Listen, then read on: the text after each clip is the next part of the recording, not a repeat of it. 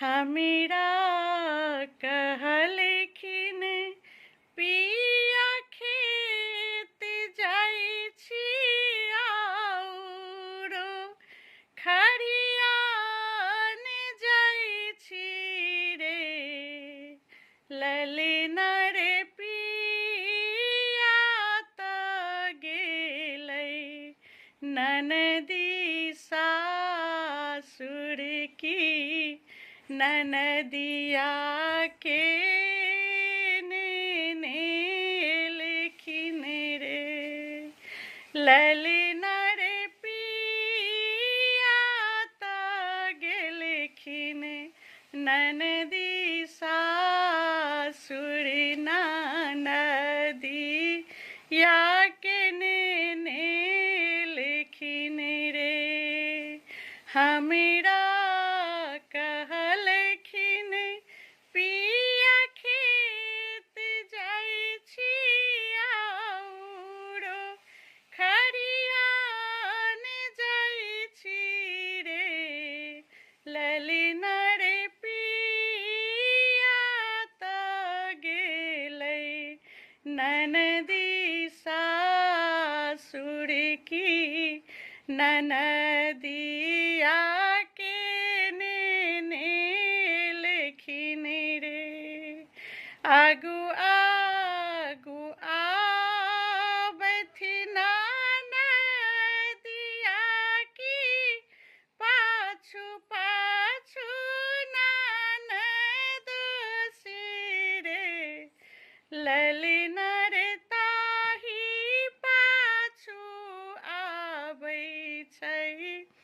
भगिनी माँ की मामा घर लूट लेतै रे ललना रे ताही पाछू आबै छै भगिनी माँ की मामा घर लूट लेतै रे घर पछुआरीबा में बारही की तूही मोर हित बासुरे ललना रे झाटी दाय बना दहिन मुंगरी की ननदिया टांगी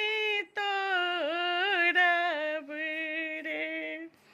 ललना रे झाटी दाय बना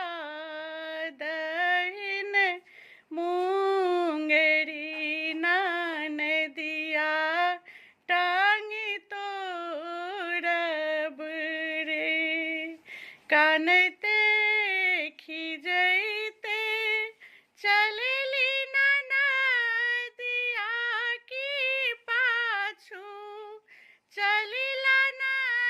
ननदसिया रे कानते खिजैते चलिला ननदी की पाछू पाछू ननदसिया रे ललना रे भने मान तोड़ल भौजाई हाँसैते ननदस जाय छथिन रे ललना रे हाँसैते हाँसैते जाइ छै ननदसिया की भाने मानी तोड़ली रे। जय मिथिला। देखियो ई गीत छियै और एहि गीत के केओ गोटा पर्सनल नहीं लेबै, किया तऽ एकटा कहावती छै,